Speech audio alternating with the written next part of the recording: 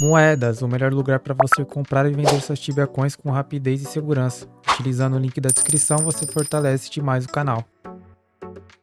Você já conhece o Talion Online, servidor global com duas opções para você.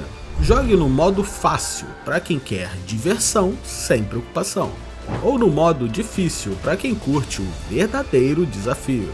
Escolha o seu estilo de jogo, explore sem limites ou mergulhe na ação de verdade. O Talion é um projeto sólido, apoiado pelo TibiaBR, com 8 anos online. Acesse agora talion.online. Salve, salve molecada, firmeza! No vídeo de hoje nós vamos caçar um pouquinho em Drachenhaus, na parte sul dessa torre. Cara, Drachenhaus é uma hunt nostálgica demais. Eu particularmente gosto muito de caçar aqui, acho bem maneiro aqui o cenário. É uma hunt que, pô, anos atrás aí, muitos anos atrás inclusive, era uma hunt super meta, caçava muito X2 aqui, ou em PT. Hoje no Tibia já é uma huntzinha um pouquinho mais alternativa, até porque a faixa de level proposta para caçar aqui, a rapaziada já passou dessa faixa de level, né? Então é uma huntzinha um pouquinho mais alternativa, mas isso não nega o fato de que é muito gostosinho caçar nessa hunt. Não tem muita dor de cabeça, os bichos eles apanham bem, não bate tanto, tem um lootzinho bacana, um XP até que razoavelmente interessante também, tá? Cara, um Knight level 250 mais ele já consegue caçar aqui sem muita dor de cabeça. Obviamente nessa faixa de level, dependendo aí dos seus skills, possa